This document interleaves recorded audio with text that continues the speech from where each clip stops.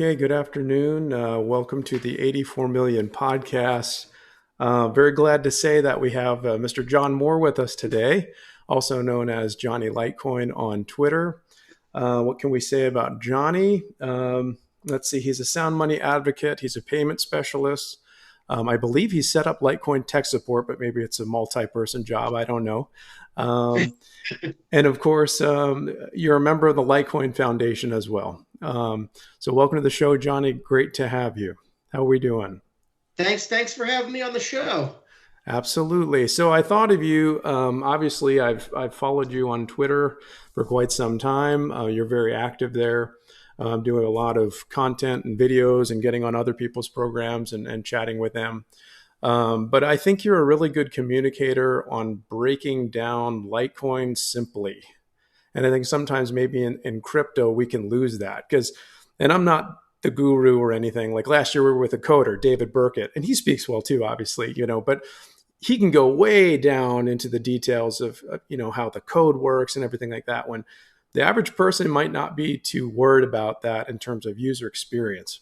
So I wanted to talk to you really about user experience. What does the payments world look like and things like that. But now that we have a podcast, I guess I need to stick with the format from last week or 2 weeks ago. And so I have to start out with some frivolity and ask you two random questions. All right, sounds good. Sounds good. Okay. So would you rather be stuck on a broken ski lift or a broken elevator? Ooh, I guess the broken ski lift. Do you ski? No. I don't either, but I was kind of thinking the same thing. At least you don't feel, I guess, compressed and you can enjoy the scene as long as you don't freeze to death. So. Yeah, I guess you're outside. I guess, and worst comes to worst. I have been on the ski lift before. I guess if it was really bad enough, you could, I guess, jump. You're jumping into snow, so I guess you could take your chances. There we go. There's the answer. Frivolity part 2. If you lost all of your possessions but one, what would you want it to be? So I guess if you could keep one item, what would it be? I guess you keep your private key for your best crypto wallet. Very good. Appropriate answer. Right? Very, very good. So let's talk about Litecoin. Again, I kind of shared with our audience who you are. But I'd just like to see how do we get, if I'm going to pretend I don't know anything about Litecoin, you just met me. How do I get into this? How do you onboard me? Sure. So, I have to see, what experience you have in crypto. So we kind of gauge the people first, and I kind of gauge their technical aptitude next. And yeah, we usually use one of the basic exchanges. I think PayPal is a good start right now because a lot of people have PayPal, so it's familiar to them. We could always go with Coinbase or something like that. But before we get into that, I like to have them download a non-custodial wallet. So a Light wallet or an Exodus wallet, something of that nature. And I send them a few pennies, 50 cents, a dollar, something like that, because I want them to get the experience of what crypto or Litecoin really is, rather than going into a PayPal or an account that is an account. It's in the centralized financial system. You have to do KYC. I can't tell you how many times I've tried to get someone into Bitcoin or Litecoin, and they're like, "Oh, Bitcoin or Litecoin's asking me all these questions about myself, and why do they want my identity?" I'm like, "It's not Bitcoin or Litecoin that wants your identity.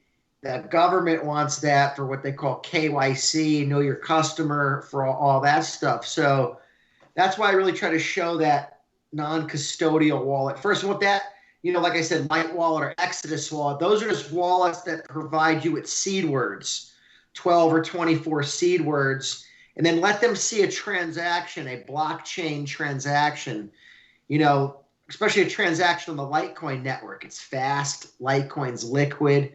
So I could show them, look, I just sent you value and the network cleared it. So that a lot of times clicks for people if I do that. Not always. Again, a lot of people are afraid of this stuff. So you really have to utilize Litecoin as a it's kind of a talking point in the freedom or space. And it's one of the key things is being into Litecoin and being into crypto and knowing how to use it. But people aren't always ready to meet you at that bridge. In other words, they might be stuck on something else. So you kind of got to tread water in this whole freedom space. That's why even mentioning gold and silver, sometimes they bite on that. And then from there, you could say, hey, gold and silver is great, but we're in a digital-based world. We need a digital silver, a digital gold. We need things that work for us in this digital world in which we live. Then you can kind of compare it to gold and silver. So yeah, that's really how you have to get started with people. You can't jam too much down their throat. You have to see kind of what they're ready to accept, I guess. What about the person that says, "Oh, crypto, you're talking to me, it's all a scam"? Maybe how do you differentiate that statement, which may have truth in it, and Litecoin? For that person, a lot of times I'll say, hey, look, most of the cryptos are a scam. I agree with you. There's been a lot of bad press. However, don't take your eyes off of a few good cryptocurrencies that are actually considered to be commodities. And, I tell people they will be ruled. And we saw yesterday the CFTC said, hey, Yeah. these are commodities. And I explain how there's a cost to create these coins. How I say most of the cryptocurrencies, you're right, it's a company that releases the coin. They're more like, I ask them, do you know what a security is? They say no. I say, well, that's a stock offering. They're operate more like that, where a true cryptocurrency like Litecoin, like Bitcoin, they're like gold and silver. They have a cost to create each one. And I kind of go with that argument with people and then see how a lot of times that could even be over people's heads, right? Yeah. So you really just try to see it's like any sales, not that we're selling people on anything, but you can't have the same sales pitch for everybody. You have to kind of mirror what the customer's saying, what the person's saying, and then tailor your argument around how they're responding to you and what they bite on or what they find interesting. Yeah. That's interesting. And I shared this with David the other week. Kind of, we came in, I would argue him too, kind of through the route of metals and then freedom and coding and things like that. And I think that is a way to attract a certain portion of the community. But what about the person that just uses cash at the register? I mean, how do you compare it? Or maybe cards are more appropriate. Not a lot of people use cash anymore. And I want to get into that too. Yeah, sure. Well, you got both situations. You got people that just use cards. They love credit cards. But then a lot of businesses do like cash, especially small businesses that are owner operator. They want to get cash. They just don't see a lot of it anymore. Or you do see some businesses that say, hey, we're still not taking credit card. Maybe their business has been there forever.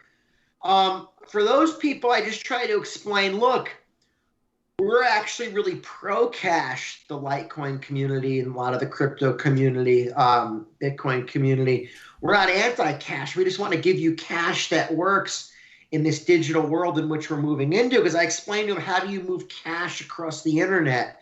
How do you utilize cash for an e-commerce transaction? And I just explained this is a digital cash, and I tell them, soon the government's gonna slowly but surely get rid of the physical currency. They're already seeing it where it's used less and less. But I say, what happens if they get rid of that completely? You have to have some type of option, because then they're going to give you an alternative to use, and it's not going to be in your benefit or in your favor. Most likely, we can't say for sure. Who knows? It could create a digital currency that's wonderful for all I know, but seeing their track record, I wouldn't think it. I would think it has a lot of control mechanisms in it, which means they can control where you spend it, what you do with it, what interest rate you get, give certain people different interest rates, make the money expire, all those things. So I really just try to push that on people and just explain, hey, this is I explain, if you know how to use Litecoin, you don't need any processor or third party to get involved.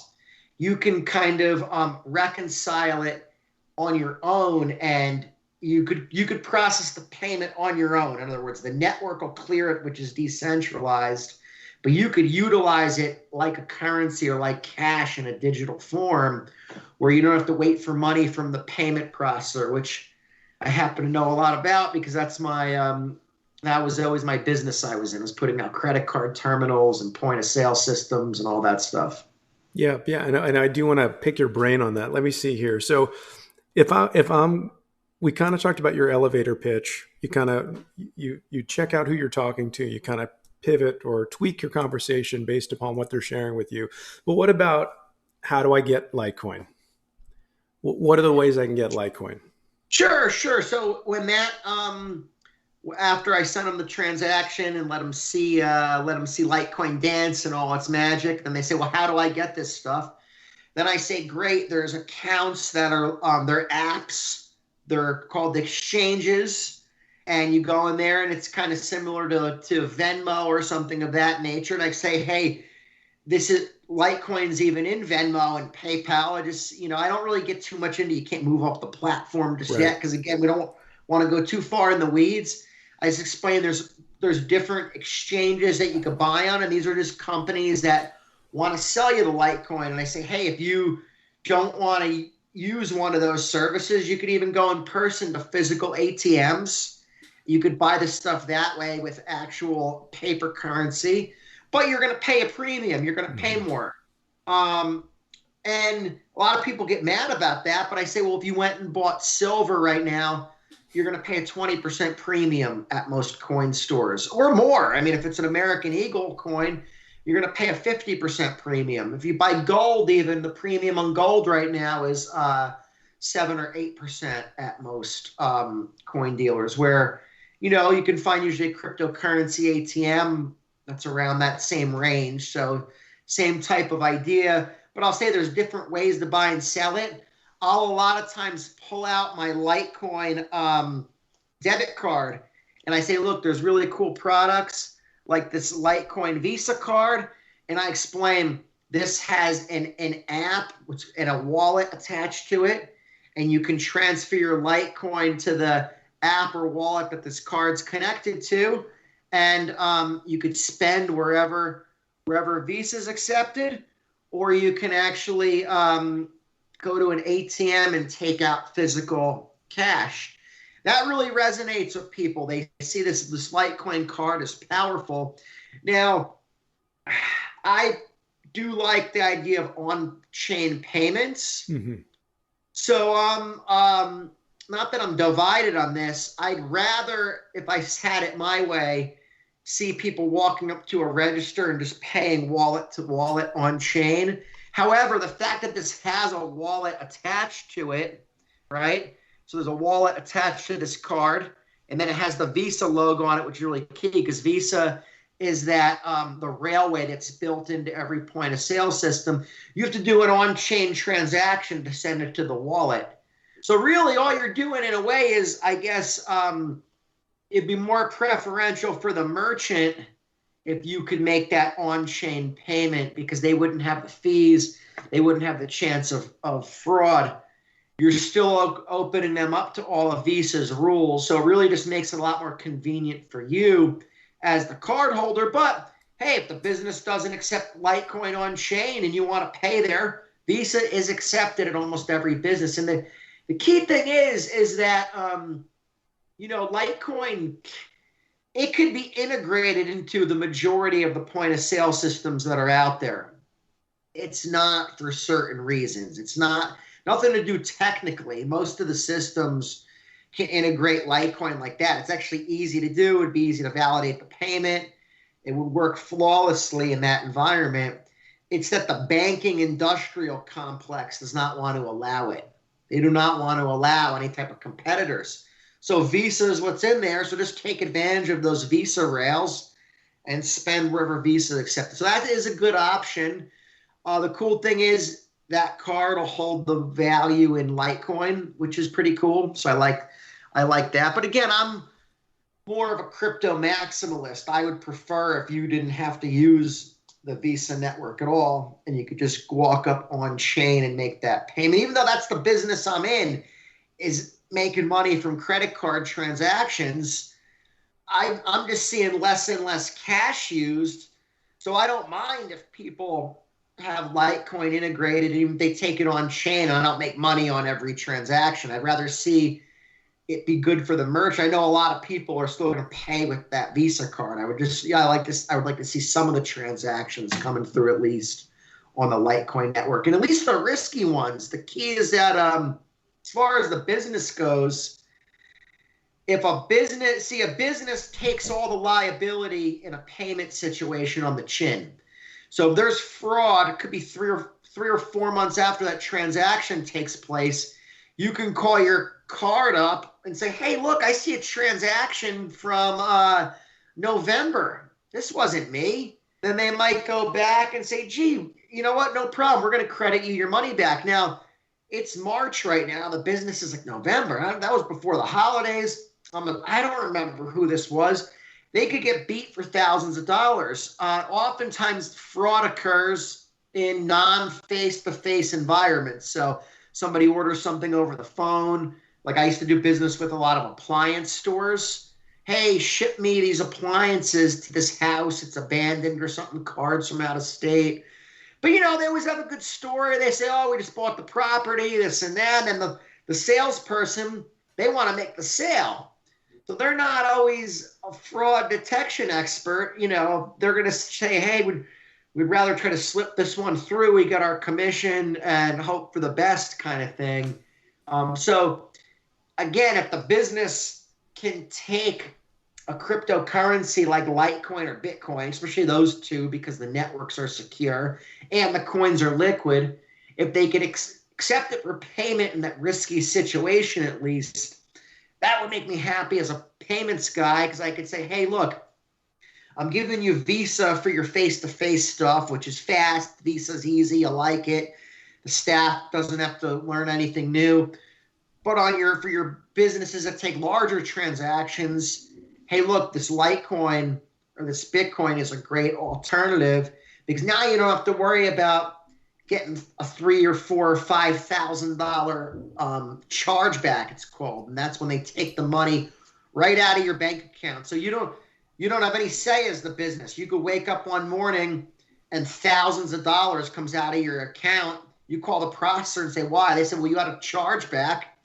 Even if you win the case and you hand in all the documents, it might take you 3, 4, 5, 6 weeks to get your money back. Now you're without that working capital for 3, 4, 5, 6 weeks. Most small businesses, they're running on a shoestring budget, so they can't afford to have their money taken from them for that long. If they get it back at all, they might have just got beat, and then that's the owner's profit. So it fixes a lot of problems in the current payment system. It's just that the bad guys, whoever you want to call them, I call them the banking industrial complex, the bad people, they don't want these problems fixed. They don't want it. They want the cardholder spending without any thoughts. Just spend, spend, spend. Don't worry about anything. We got you covered kind of thing. You could be reckless. You could leave your card. Leave it on a street corner. Just call us and tell us it wasn't you kind of thing, and you get your money back.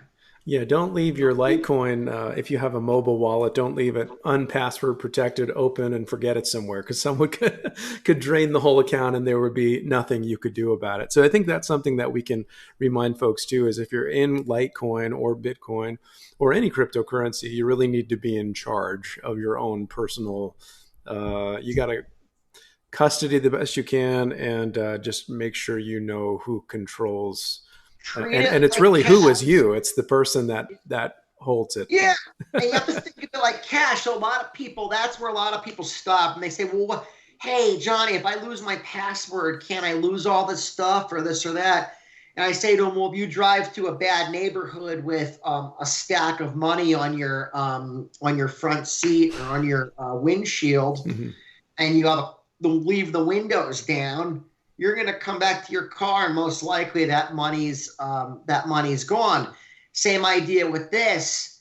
And that does scare a lot of people. And I say the only reason it scares you is because it's digital. You're just used to cash, but cash is the same exact responsibility. I explained this is a little better than that because you can make backup copies. So at least if you lose your device or your thing you have it on, you have these backup copies where you can remake the wallets. I say it makes it a little more advanced than a traditional cash, but that does scare a lot of people, that whole concept. I think it's just because people, when it comes to digital stuff, are used to, there's always a kind of a kill switch or a way out where we can just say, hey, we throw in the towel.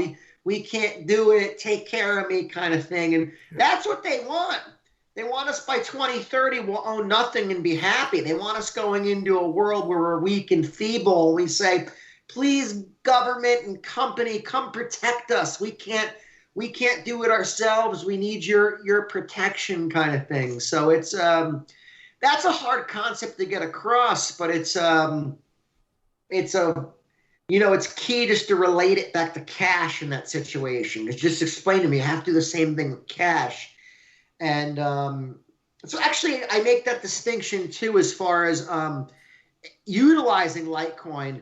I say you could look at it more of like the payment network angle, and then you could try to deal with the processor and let the payments clear and just look at it from, and let the system try to do it for you and give you this nice thing that says, ooh, green check mark, you're getting payment or invoices paid. Or you could treat it more like a currency where you just send payments right into your wallet.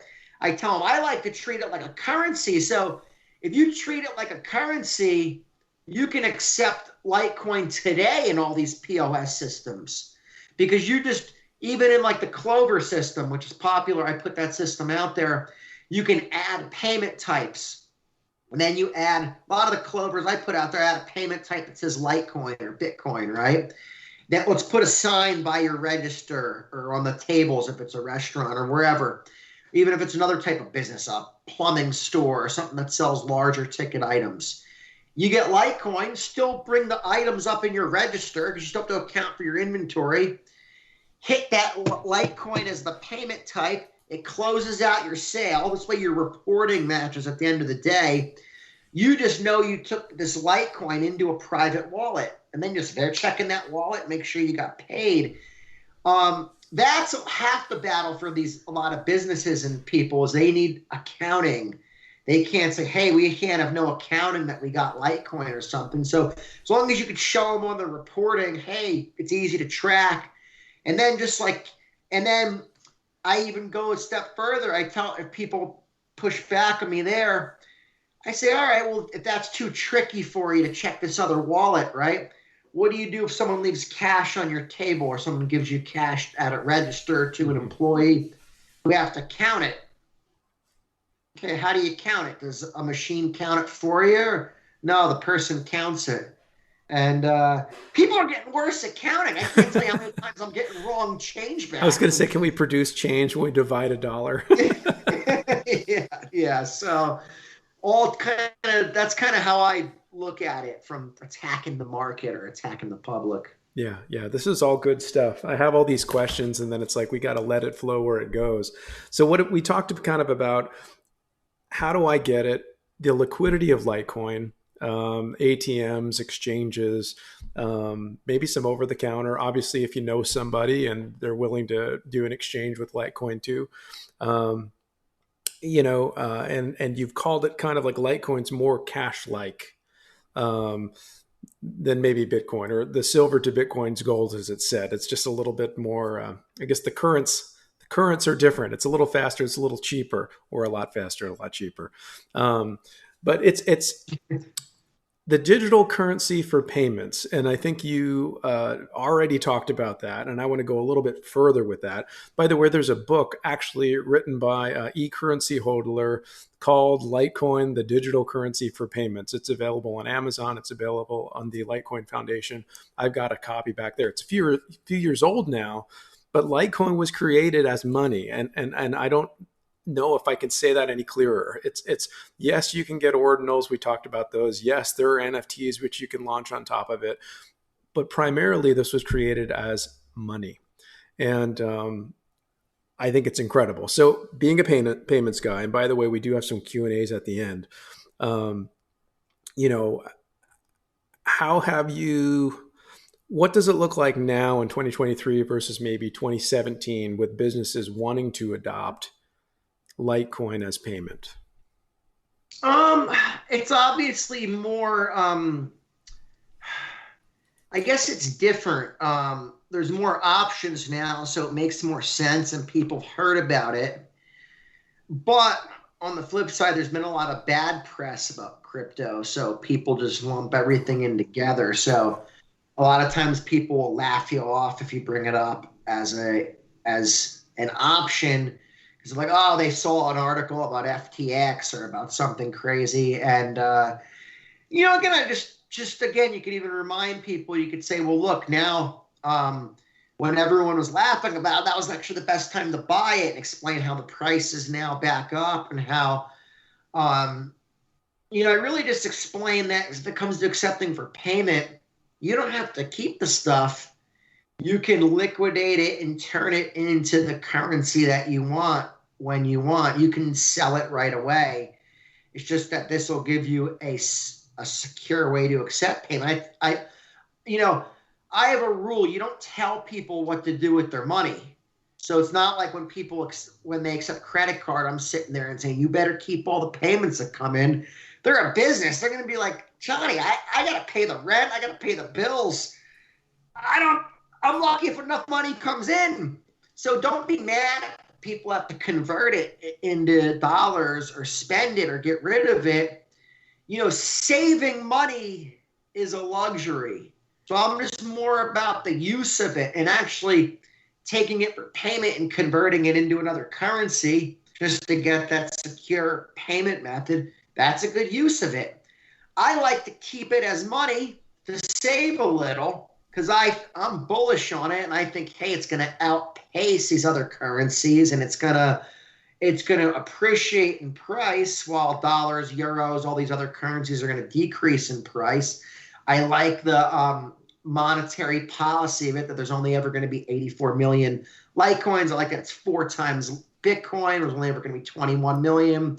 I like how it's built like that. So I'm bullish on that. That's why I decided to keep it. But however people decide to use it, I think showing them popular payment methods too helps. Like that's why PayPal is important. I can't wait for Venmo to actually. Venmo is cool to show them, but again, they can't send a payment in and out of Venmo. At some point, we know Venmo will turn that switch on. They're gonna. My guess is they're waiting for the next bull run because then they can make a big announcement about it. And obviously, it's better to do things like that. You get a lot more customers, and they'll get a lot more. They'll get a lot better hit on their end. So from a business perspective, I get it. So probably when we go into the next bull run, you'll definitely see Venmo turned on where you can send payments in and out. And that's going to be really something. I mean, even Cash App's cool because you can show them, hey, you can send Bitcoin, yeah. Bitcoin in and out. Cash App's pretty popular. PayPal's really popular, especially for businesses. So you can say, hey, look, I use PayPal. Even if you get regular, tell them, hey, that's a good way to buy as well. You might get dollars in your PayPal account. You might want to save in Bitcoin or in Litecoin and to put some money away for whatever. And then if you need it, you can convert it right back through there. So yeah, it's getting easier, I guess, as more stuff comes out, but we're battling more FUD too. There was a lot less known about it in 2017, 2018, where people were more like, okay, yeah, I've heard of that maybe, or now they're like, oh, I've heard bad stuff about it. So that's the problem to overcome now. Yeah, yeah. We've seen a few narrative shifts over time. I think overall, crypto is not without crosshairs for sure, but I believe there's a initially it was for drug dealers and terrorists and everything else. I think those days are gone. Not saying they can't bring those things up. I think that some folks do, but I mean, you have larger organizations, and that was one of the big narratives a few years ago. Wall Street and the bankers want to get their hands on Bitcoin, so they're going to make it, so that they can profit off it. And then the narrative changes. It goes back and forth. However, Real real quick, I Yeah. think using if people say, oh, criminals or drug dealers, or these people, or oh, there's ransomware things, what about that? Hmm. I I turn it right back on them. I say, well, if somebody came in and robbed us right now, what do they want to steal from us or rob from us? Or if a drug dealer did a big drug deal, are they going to accept tablecloths as the payment form? No. They're going to probably want a bag of cash. They might want a digital currency because it's so secure. Hmm. And I explained to them that's why this stuff is used there is because it's so secure, because it's valuable. No one tells a criminal what to do. They decide we're going to utilize the best tool that we have available to us. So I don't even run from that. I just explain, hey, that's any currency. That's a small part of the use. But if criminals didn't want to use it, it probably wouldn't be a good money. They're Yeah. going to elect to use the best thing that they have at their That's an disposal. So interesting observation, actually. Yes. yeah, don't run from this stuff. Even people talk about money laundering. And I love talking about that with people because most people don't know what money laundering is. And I explain to them, well, it's really hard to launder money with, especially with Litecoin or Bitcoin. And Hmm. like, no, no. And I say, it's really hard through those networks. And I explain about how money laundering works. You're trying to make illegal funds appear to be legal. Yeah. They can tell you whatever they want. That's money laundering in its truest sense. Think about like drug dealers, Scarface back in the day. They need to legitimize income. So they'll say, okay, we have all this drug money. We need to make it look like we made it through a business.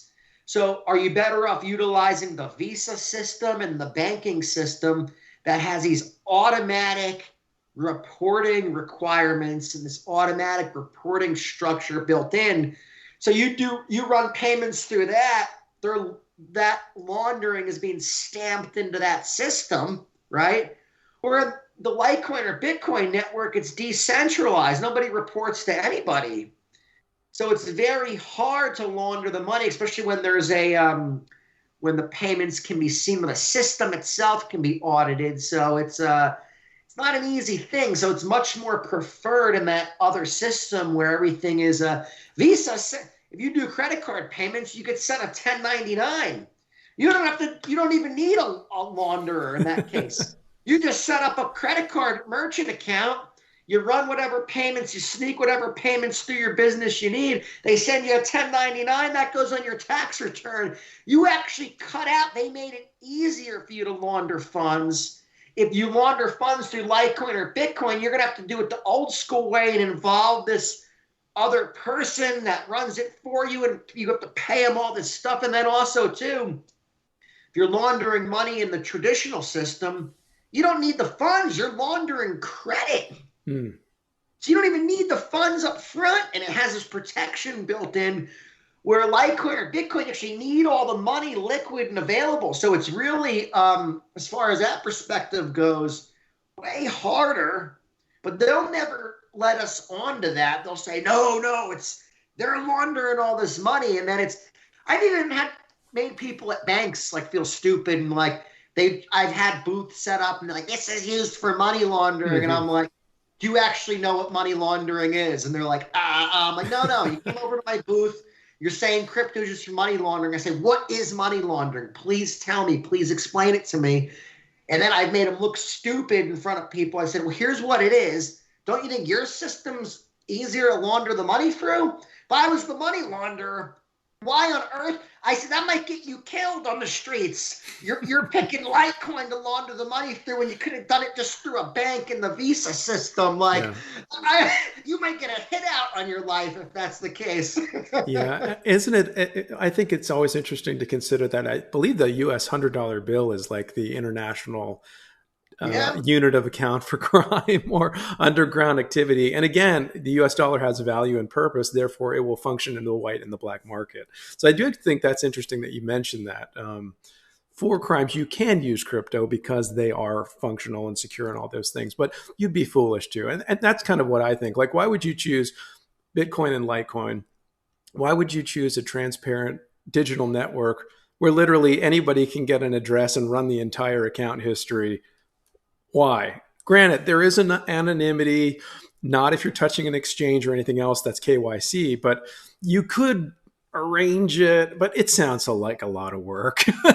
I just think Right. it's a lot of mythology that's being propagated to keep people out of Litecoin or Bitcoin or the currencies, that they are. So And that, and then I tell people what they don't want you to know is that they can't take your money as easy if you have it in Litecoin or Bitcoin because like a bank account, non-confiscatable, yes. they can't confiscate it from you. I explain to people that's the part they want to hide from because if you really wrap your mind around that, you're like, wait a second, doesn't this give us more freedom? They don't want you thinking that. They want you thinking, hey, it's used for money laundering. Don't think about the freedom aspect. It's dangerous. You have more freedom with your bank account. We're giving your kids lollipops. We're giving you coffee, maybe a toaster, maybe this. You know what I mean? So it's they want you pacified with that. Yeah, yeah. Well, the neat thing with Litecoin is you can do the person-to-person transaction. You can run your own node. You can have your wallet on your phone or get some sort of cold storage. Again, I'm supposed to not know anything about Litecoin in this interview. Anyway, we proceed. There's all these things that we can do, or like you said, you can show them there's a Visa card where you can use Litecoin and hop into fiat through the point of the Visa network, or our friends in Europe have it on MasterCard. So with Litecoin, you do get both sides, and however you wish to spend it, it's liquid. You have an MWeb shirt on. I think that's an interesting development. And again, we recently had David Burkett on. He was our first guest on the show. And really after that is where we began this new journey. So again, thank you, Johnny, for coming on this new experience with us. But why do you like Mimblewimble?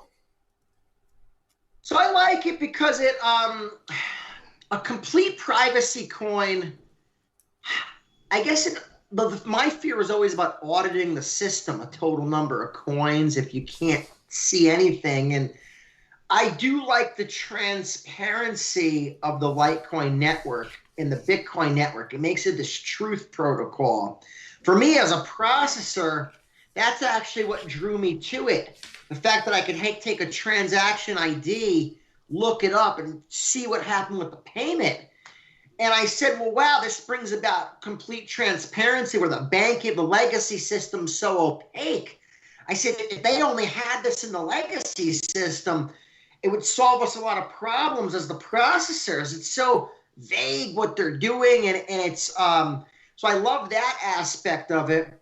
But within that transparency and all of that auditability, to have some form of privacy is key because it's like, okay, I love that you can audit the system, see what's going on, see totally the network traffic, but there should be a privacy tunnel in there that you could at least operate in transparency. So that's what's cool about MWeb, how it's built as that extension block. You can still fully audit the blockchain at all times. You can say, okay, there's 30,000 coins moving around in MWeb right now, but everything lines up and everything matches. I could see, you could see what went in and what came out. You just can't see it when it's in that layer. So it kind of gives you the best of both worlds, in my opinion. It gives you that auditability, the transparency, all of that.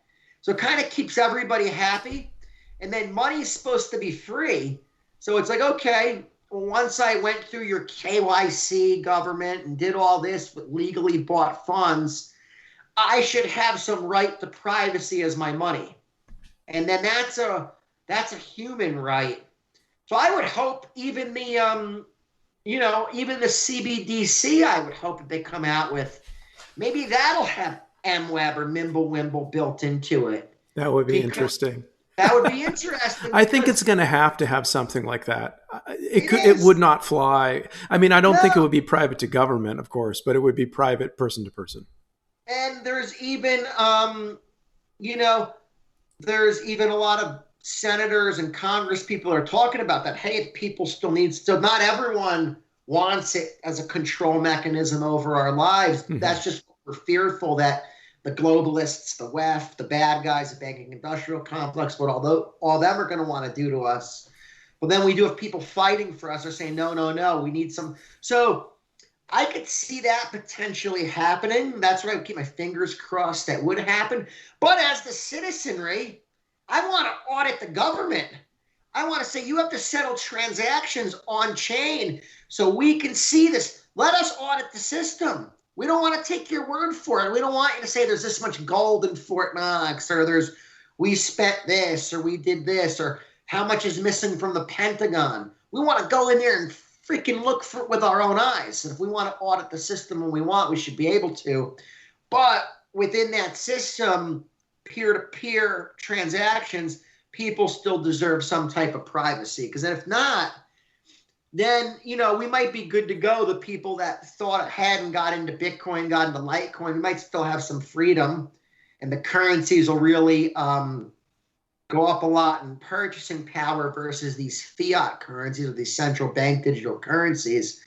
But if not, most people are going to be screwed. So I feel like, it'd be great for Litecoin and Bitcoin to go to the moon and this and that, but I don't want it at the expense of everybody else, where we're living in a complete flip-flopped world. Because then, let's face it, you don't want to be known as the guy that it's like, oh, Mr. Smart Guy, you bought your Litecoin, you're doing fine. Mm-hmm. We lost everything kind of thing. So, right. And now we're stuck.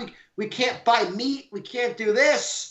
So I would still hope I was still rooting for a good America. I don't want to say, hey, just because I own Litecoin and figured it out, I don't want it bad for everybody else. So I'm still rooting that they do this stuff the right way. And I think if they did it the right way, either way, it'll be bullish for the price of Bitcoin or Litecoin. Because here's the thing. If you go to a digital currency system, now you're not running on an analog type of system anymore. That's going to be compatible with Bitcoin or Litecoin. On its face, their currencies are going to be compatible. Or right now, you're talking about a high-tech blockchain trying to plug it into a legacy system. It's the old expression, you're trying to fit a square peg into a round hole. It doesn't really work so well. Or if you're going digital currency to digital currency, it'll work a lot better. I guess that's even with this Fed now that they're rolling out. Now, you could look at this Fed now system two different ways. On one hand, it's the precursor for the central bank digital currency. It's going to come out. It's the railway required for this to run on. But payments are going to settle instantly. So if you're talking about then converting in and out of other digital currencies like Bitcoin, like Litecoin, now they're a lot more compatible with one another, because now you're saying, okay, you're taking Bitcoin or Litecoin that can't be reversed, but now our system settles a lot faster. So the systems can, in theory, do a lot more together, and the system will flow a lot smoother. Now, how do they allow that? What tolls do they make us go through? What hoops do they make us jump through is a question mark. But at least on its face, technically, they're going to work together a lot better. Okay.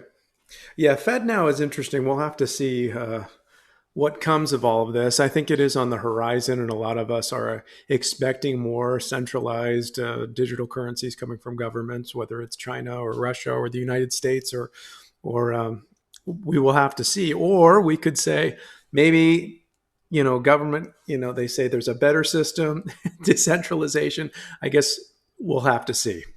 I don't want to say anything more beyond that. I don't want to be negative, because I do think there's something very special in Litecoin and Bitcoin.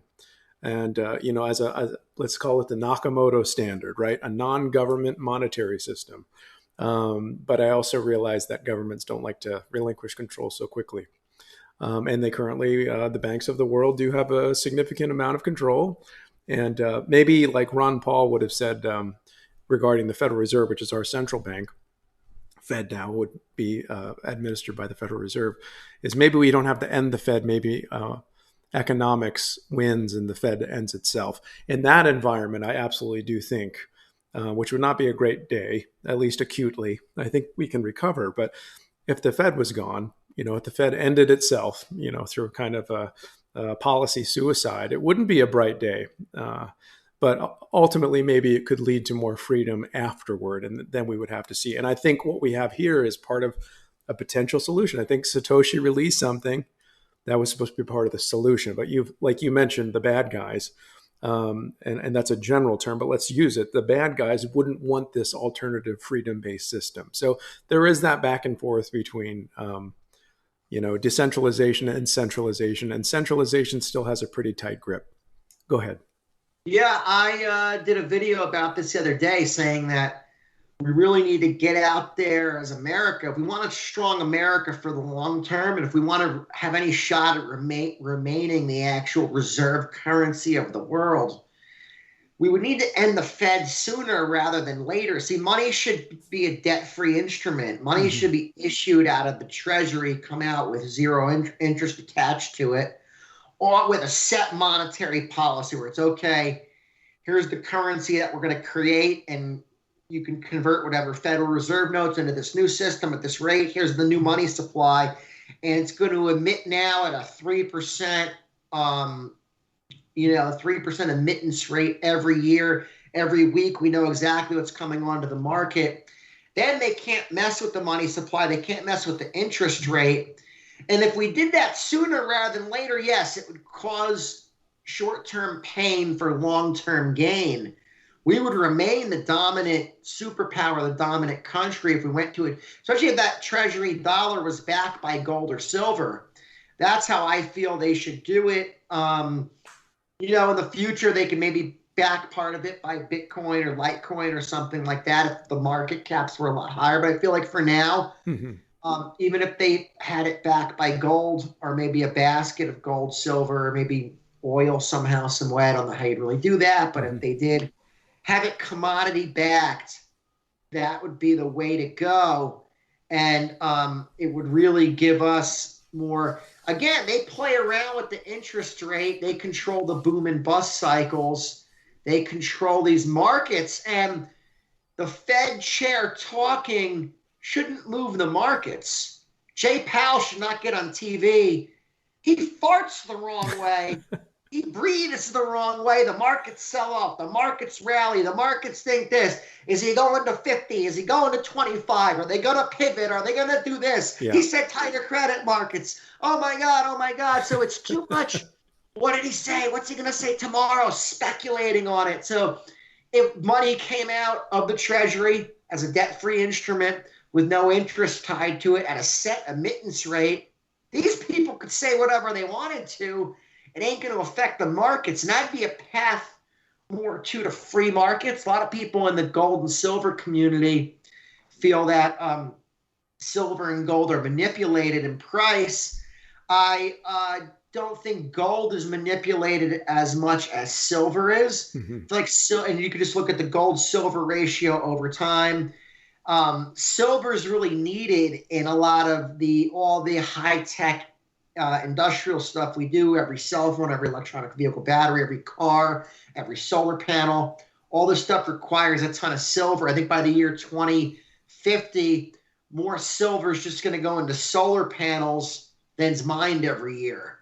So what does that tell you? That's without electronic vehicles. That's without cell phones. That's without bar and coin demand and all that. Silver is used in medication. So I think there is an effort where because the price of silver comes from a futures contract. So I feel like it's harder to do that in crypto, thank God, because crypto, you can take possession right away. It's a lot more liquid for the common man. And there's a lot of, as long as there's a lot of exchanges all over the world that are pretty freely to trade in and out of, they can't manipulate the price that much on you, maybe for a short term, but you can just say, well, there's Litecoin selling for higher in this exchange or that exchange, or I'm going to sell it over there or over here. So that's I hope that if they got rid of the Fed, they went to that treasury dollar, it would be a path to freedom and free markets, and then assets can actually be priced more fairly as well. Very good. I actually wanted to ask you about that, and you beat me to it. But for the sake of time, I know your time is limited. Can we do the Q&A and then maybe land the plane? I think we should be able to do that. That'll work with your schedule. Sure. Okay, cool. Yeah. Very, very good. So we've got a few questions from Twitter. So thanks for everybody who submitted some. So Master BTC LTC says, what would it take to get Litecoin on Clover? It would just take an app that was written, but the key is that the banking industrial complex would have to approve that app, and we know they're not going to approve the app.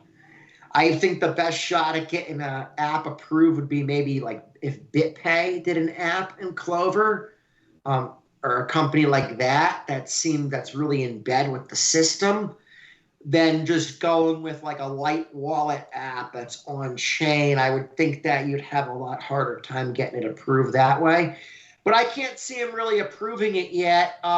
Maybe in the next bull run, they would want to pump their stock price. And that could be a way where the banking industrial complex also wants to pump the stock price. So don't get me wrong, they want a lot of people buying and selling cryptos in a bull market on exchanges so they can collect all that tax revenue. They do want that. They just don't want people thinking, hey, this is a good way to bypass using the regular stuff because it gives me more freedom. They want your mind on, hey, the price, you could become a freaking gazillionaire from this stuff, right? Pay us an arm and a leg and your rest of your body in taxes, sure. So that's what it would take. It's just kind of getting them out of the way. Okay, very good. Technically, it could be done easy. It probably is easy. And Kenny also actually piggybacked on that question. So I think Master and Kenny asked basically the same thing. I'll tweak it. This was me. Shopify, Square, did they support crypto? Square, I think, did a few years ago and then pulled it. Square, I don't think ever. Well, Square, Cash App and Square are kind of the same company. Mm-hmm. But no, as far as paying, again, because the banking industrial complex doesn't want it. Shopify, you can because it's online. It's more international. It's not as so. More the e-commerce platforms have allowed it, where it hasn't been allowed in that face-to-face stuff. But even the e-commerce platforms, they pulled a lot of integrations. Even Shopify, there used to be a lot more integrations that they pulled just because they got clamped down on by these global banking elites, the bad guys, whoever you want to call them. Yeah, I think that's why now we're seeing people more treat it, well, it depends who you're talking to, but I saw people still refer to Litecoin as shares, and obviously it's a coin, right, and divisible coin, but that sort of action on behalf of the payment really does diffuse the currency. Obviously, we know how to use it as a currency, and it is being used as a currency, and it will continue to be used. But those players stifling that currency activity really does make people think, oh, it must just be a stock. When it's totally, it was designed for commerce. Yes, it's not being permitted by the gatekeepers. The gatekeepers, that's by design. They don't want it to be permitted. They want to keep us from it. They don't want us thinking of it as this viable alternative. Yeah. Gump running Litecoin. He says, how many different intermediaries are there in a credit card transaction? And if the payments are made out of the merchant out of thin air? Not sure I can interpret that perfectly. So in a credit card transaction, you have multiple players involved. So actually, Visa makes the least, or MasterCard, they make the least in the transaction. Most of the money goes back to the bank that issued the card. If you've ever heard of the term interchange fees or the interchange rate, the interchange fees go back to the bank that issued the card. Okay, so the issuing bank gets the interchange fees. It runs on Visa's rails. That's the payment network. The acquiring bank is on the merchant processor's end. They get a piece. Then you have the gateway or the software that's connected into everything. The gateway or software gets a piece. Then you have the payment processor on top of that they get a piece because they gave you the system and they put the thing out and they're facilitating it all. And then within that, there's a lot of miscellaneous fees that are connected behind the scenes that are assessed through this interchange program. Visa licensing fees, the CNP fee, NABU fees, acquirer fee. There's there's a ton of little Wow. fees. So a lot of times it's just packaged and sold as a flat rate. Hmm. There's a lot of people in that picture that are getting paid on that transaction. Where if you get cash, it's between you and the customer. If you take Litecoin on chain, same thing. It's between you and that customer. And the Litecoin network that cleared the payment, which is decentralized. So outside of the miner getting a fraction of 1 penny, that's all that went in fees. That's it. That's amazing. Yeah, I don't think we realize. We just know the ease of swipe, but the amount of hops in between. And it doesn't it take months to settle? Like actually settle? Yeah, so final settlement in a credit card transaction, you're looking at 180 days. That's why the fraud. So people say Visa's so fast, Visa's so fast. I say it's really not, because you're not looking at it accurately. You can have a fraud, a payment can be clawed back for 6 months, 180 days. The Litecoin network settles out every 2.5 minutes. So even this whole argument of people saying, oh, you got to wait for this many confirmations, that many confirmations, that's not reality on the street. If you're walking in a busy environment, just making small transactions, especially with Litecoin, you don't need any. You could just see that the payment propagated to the network, and that's much safer than accepting a Visa transaction, because you almost can't you almost can't do what's called a double spend on the Litecoin network. It's a lot easier to do on the Bitcoin network because Bitcoin fees are high and the network saw it slower. Where Litecoin right now, the blocks aren't full. Hmm. The payments are all going to clear in that next block, no matter what fees you attach to the transaction. So yeah, Litecoin obviously is way faster. You're talking about 2.5 minutes versus 180 days Very as good. far as final settlement goes. Next question, and thank you, Johnny. This is from G68 Charlie. We got two more after this one. What's the best way to help a business accept Bitcoin or Litecoin in my area for over the counter transactions or on their website? He's in Connecticut. I would just again explain to them that currency aspect and angle, set them up with a wallet. But the main thing is to see what system they currently use. And you have to put a payment button in their current system. So if someone comes in and pays with Bitcoin or Litecoin, they can at least close out the sale in the main register. That's really, if you could do that, that's key. And again, in the Clover system and some of these other systems, it lets you do what's called add tender type. You just add a tender type, you name it Litecoin, you name it crypto, and if you get crypto or Litecoin, you hit that payment button. This way, because at the end, businesses need to know at the end of the day, at the end of the week, at the end of the month, what payments did I get? How did the money come in so I can account for it? And if you could show them how to account for it, they're going to be willing to accept it. Where if you say, well, I can't show you how to account for it, they're going to say, well, I can't accept it for payment because I can't do my books now and I can't account for it. So long as you can do that, show them the wallet's easy. So I say most businesses have an iPad by the register, or if it's the owner operator, put a wallet on their phone, put a little sign up if you want to make it even easier for them with their Litecoin address, put it on the sign, say now accepting Litecoin or Bitcoin, scan here to make payment.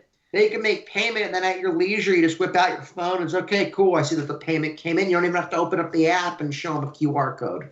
Yeah, it's actually not very hard. It's pretty Yeah. amazing. And QR codes used to be kind of, oh my goodness, who's going to ever use these? And then COVID happens. Everybody's using QR codes. They're getting rid of menus. There's a QR. So everybody knows how to use a QR code now, and everybody's carrying a camera.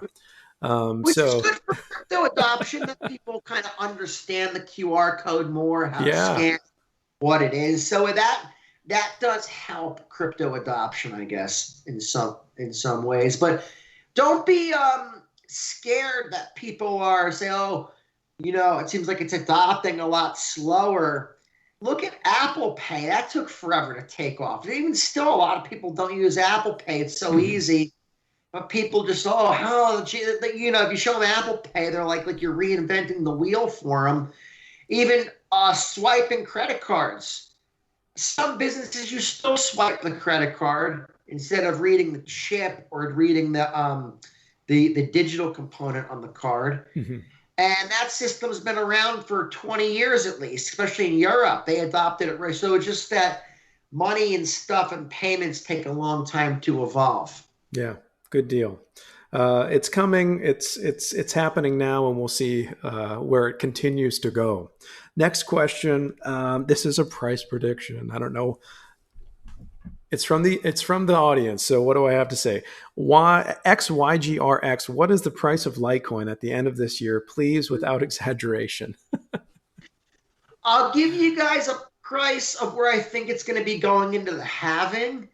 The end of this year, it's kind of a lot can happen. It's hard to predict a U.S. dollar price. I don't know if we have hyperinflation, how much currency they're going to create, what the Fed does, what news cycles come out. But at least going into the halving in U.S. dollar value, I'm predicting a price between $300 and $550 in U.S. dollars, Federal Reserve notes, whatever you want to call them.